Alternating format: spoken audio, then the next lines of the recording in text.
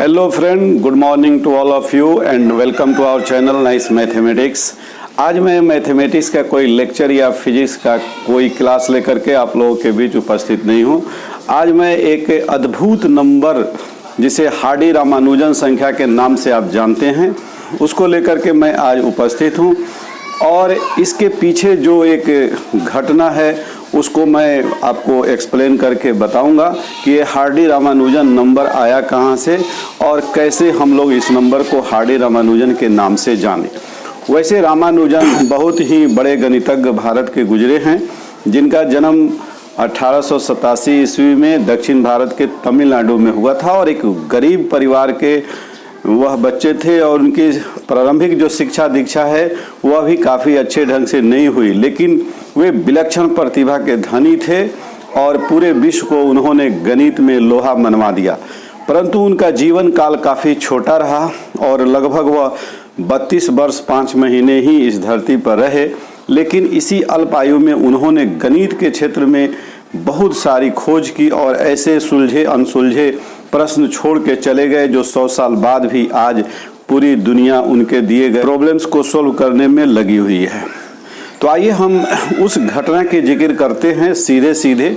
हम अभी रामानुजन के जीवनी पर चर्चा नहीं करने वाले हैं क्योंकि अगले वीडियो में फिर हम रामानुजन के बारे में बताएंगे। इसमें हम केवल उस अमेजिंग नंबर अद्भुत संख्या के बारे में बताने जा रहे हैं जिसे आप हार्डी रामानुजन संख्या के नाम से या टैक्सी कैब नंबर के नाम से जानते हैं।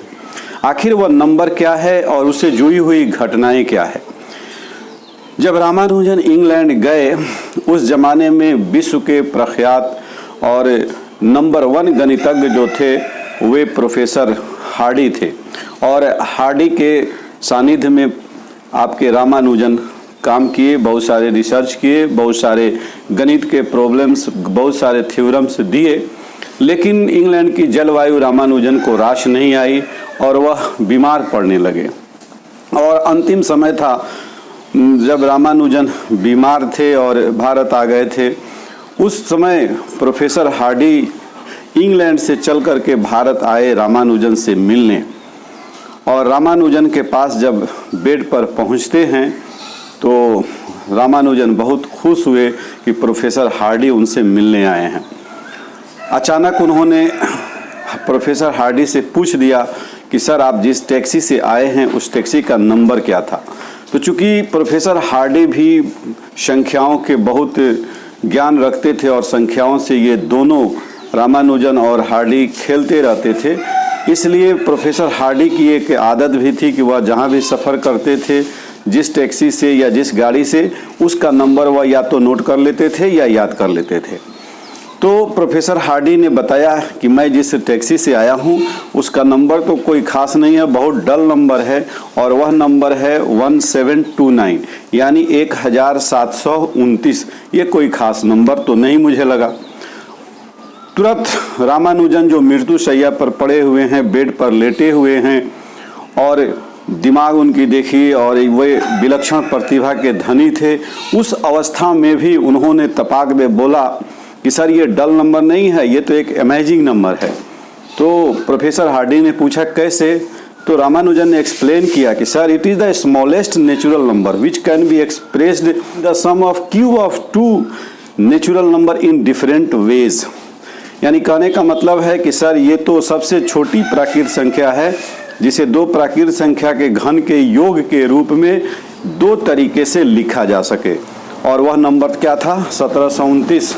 तब उन प्रोफेसर हार्डी ने पूछा कैसे, तो रामानुजन ने बताया कि 1729 को आप 1 क्यूब और 12 के क्यूब के रूप में लिख सकते हैं या 10 क्यूब और 9 क्यूब के जोड़ के रूप में लिख सकते हैं।